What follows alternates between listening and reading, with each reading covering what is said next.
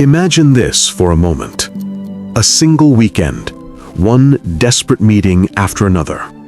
A collapsing bank and a decision that would push the entire world into chaos.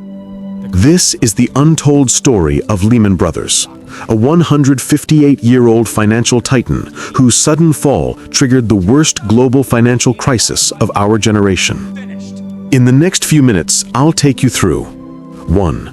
The hidden forces that led to Lehman's collapse. 2. The internal fights, ignored warnings, and deadly mistakes. 3. Why Lehman was left to die while other banks were saved.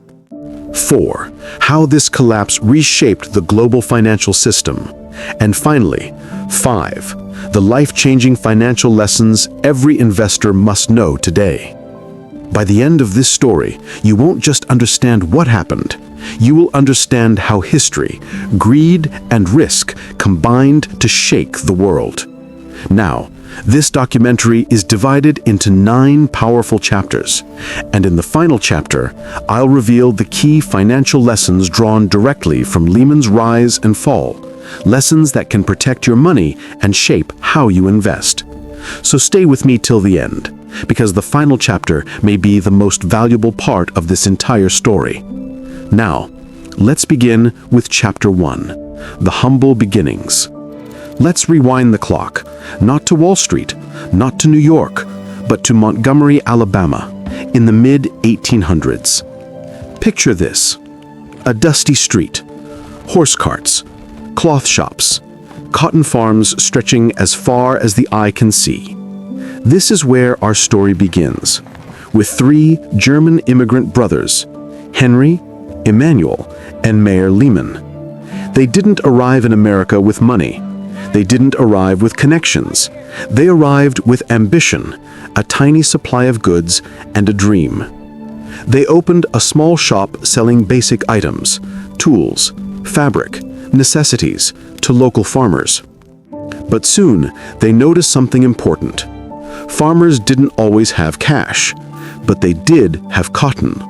So, the Lehmans did something bold for their time. They accepted cotton as payment. This single decision changed everything. Because cotton was valuable. Cotton could be traded. Cotton could travel. And suddenly, the Lehman Brothers weren't just shopkeepers. They were cotton traders. A small store became a trading business. Trading became financing. Financing became investing. And before long, the brothers followed the flow of money all the way to New York City, the beating heart of American commerce. From a single-room store in Alabama to the most powerful financial city on earth. That journey is what transformed Lehman Brothers from a family business into a Wall Street institution. But remember this: from the very beginning, Lehman grew by taking risks others avoided. And that habit, that boldness, would one day lead to their downfall. Now, without wasting any time, let's move deeper into this incredible rise, because the next chapter is where Lehman truly begins its transformation. The rise of a Wall Street powerhouse. Let's move forward into the 1900s. New York is booming. Factories, railroads, department stores. America is growing fast, and Lehman Brothers is right in the middle of it. The Lehmans begin financing some of the most iconic companies America has ever seen. General Motors, helping power the rise of automobiles. Macy's and Sears, fueling America's new retail culture.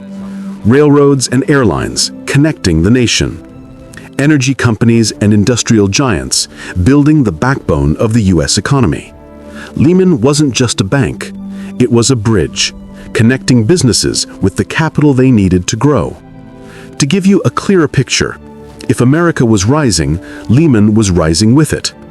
By the late 20th century, the bank had become one of the most respected institutions on Wall Street, a name that meant stability, intelligence, and power.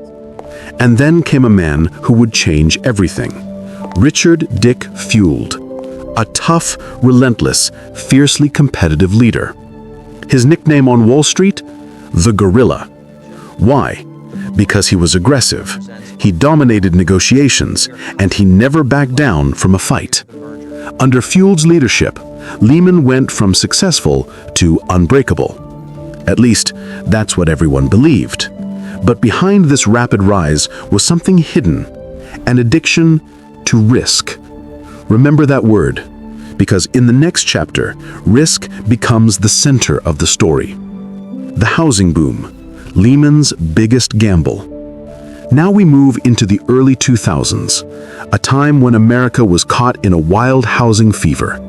People believed houses were the safest investment on earth.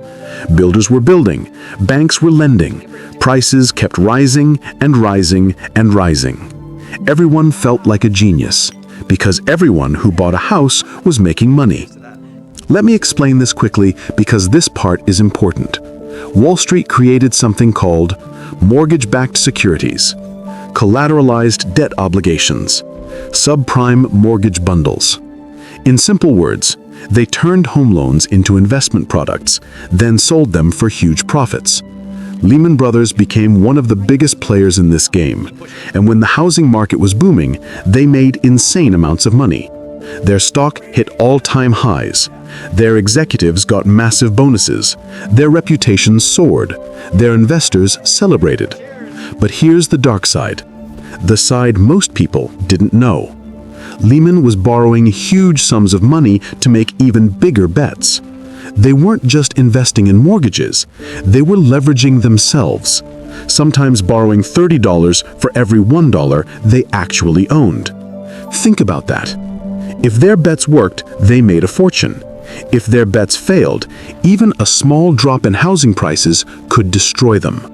This was the moment the bombs started ticking. Quietly, silently, hidden beneath years of profits and celebration. Lehman had chained itself to the housing market, believing it would rise forever. But history teaches us something. Nothing rises forever. And Lehman was about to learn that the hard way.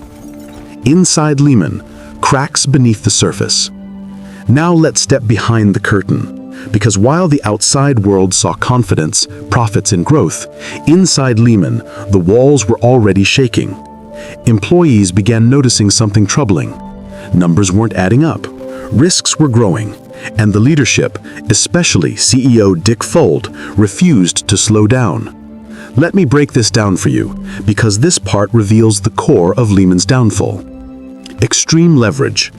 Lehman had taken on massive debt. For every $1 the company owned, it borrowed up to $30. Imagine you bought a house with $1 of your own money and $30 borrowed. If the value rises, you profit big. But if the value drops even a little, you're ruined. That was Lehman's situation. Toxic subprime mortgages. Lehman was buying and creating mortgages that were 1. Given to people with weak credit, 2. Given without proper income checks, 3. Packaged into investment products, 4. Sold globally as safe. But they weren't safe. They were ticking bombs. Accounting tricks, Repo 105. Lehman needed to hide its growing problems, so they used a controversial accounting method called Repo 105. They temporarily moved billions off their balance sheet just before quarterly reports to make the company look healthier than it really was. In simple words, they cleaned their room by stuffing the mess under the bed just in time for visitors. A culture of silence and denial. Anyone inside the company who tried to warn leadership was ignored, sidelined, or pushed away. Dick Fuld believed Lehman was unbeatable. The company's identity became tied to him, and his refusal to admit mistakes sealed their fate. The cracks were there, loud, visible, dangerous. But the company pushed forward anyway, because the profits were too good and the leaders were too proud. And then, the moment everyone thought was impossible finally happened. Housing prices, after years of rising, started to fall. And that's where the nightmare begins. The housing market collapses, 2007. The domino begins to fall. Let's move into 2007, a year that would become a turning point in financial history. For years, people believed home prices could only go up. But suddenly, they didn't. They stopped rising, then they flattened, and then they started to fall. And when they fell, everything fell with them. To help you understand the scale of this, let me paint the picture. Millions of homeowners found themselves owning houses worth less than their mortgages. People stopped paying. Banks began losing money, and the value of mortgage-backed securities, the very assets Lehman had bet everything on, began to collapse. Lehman's portfolio wasn't just declining, it was crashing. Subprime mortgage defaults surged. Large investment funds cut ties. Hedge funds pulled their money. Credit rating agencies downgraded Lehman. The company lost billions in weeks. The stock market began to sense weakness. Lehman's stock price dropped. Investors panicked. Rumors spread like wildfire. Every financial institution knew the truth. If the housing market didn't recover fast, Lehman Brothers wouldn't survive. And it didn't recover. It got worse, much worse. Banks stopped trusting each other. Liquidity evaporated. The entire financial system began freezing. And Lehman, more exposed than almost anyone, was standing at the edge of a cliff. But the most dramatic moment of this story still hasn't arrived. What comes next is the final weekend, the weekend that changed the world. And that's where we'll pause part 1. Lehman's risks are exposed, the housing market has cracked, and the first signs of a historic collapse have begun. But the real chaos, the panic, the failed rescues, the final hours, unfolds in part 2. So before we continue this journey, make sure to like, subscribe, and comment if you want part 2, because the next chapter is where everything truly falls apart. So thanks for watching.